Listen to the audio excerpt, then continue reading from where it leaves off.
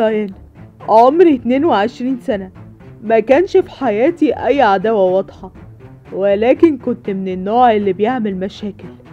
كنت بنت عادية، يمكن عادية زيادة، لكن الليلة دي علمتني إن العادي ممكن يتحول لجحيم.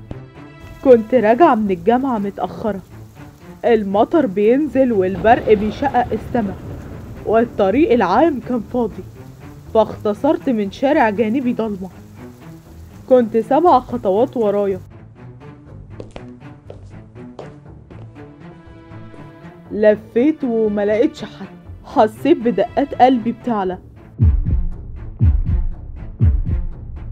وزودت سرعتي، لكن فجأة حاجة ضغطت على وشي، ريحة غريبة زي مخدر دخلت رئتي.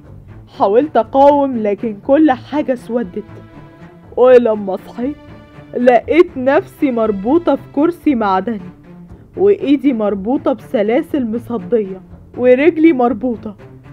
الغرفة ضلمة وريحتها عفن ودم قديم، وضوء اصفر باهت بينزل من لمبة في نص الأوضة.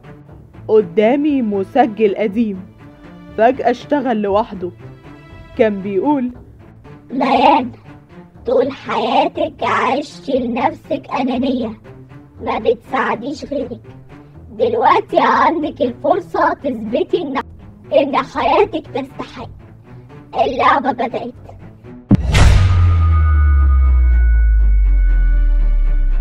اتجمد الدم في عروقي، وبصيت حواليا لقيت بنت تانية مربوطة على الكرسي قصادي، عينيها واسعة ومليانة دموع. قبل ما اتكلم الصوت كمل لوحده: واحدة فيكم لازم تختار، المفتاح اللي يحركك موجود في بطن التانية. عندك 5 دقايق، لو ما عملتيش حاجة الاتنين هتموتوا. صرخت وقلت: انت مجنون؟ لكن مفيش رد. البنت بدأت تنهار: أرجوكي لو ما عملتيش حاجة هموت. ايدي كانت بترتعش وانا ببص للسكينة المصدية المحطوطة جنبي. قلبي بيتقطع، ازاي اجرح انسانة؟ لكن لفت انتباهي خط خياطة غريب في بطنها، كأن المفتاح مزروع فعلا.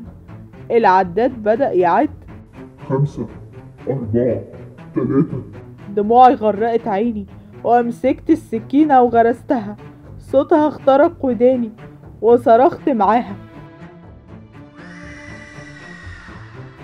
ووسط الدم لقيت قطعة معدنية صغيرة، وكانت المفتاح. فكيت السلاسل بصعوبة ووقفت جسمي، وجسمي كله بيرتعش، ايدي غرقانة دم. لكن فجأة سمعت خطوات. من الظلام خرج شخص لابس قناع أبيض بعيون سودا واسعة وابتسامة ثابتة، في ايده دمية صغيرة وصوته جاي عميق: مبروك يا ليان، خلصتي المرحلة الأولى، دلوقتي المتاهة بتبدأ. الجدران حواليا اتفتحت وكشفت لي عن ممرات طويلة زي متاهة. سمعت صرخات ناس تانية من بعيد.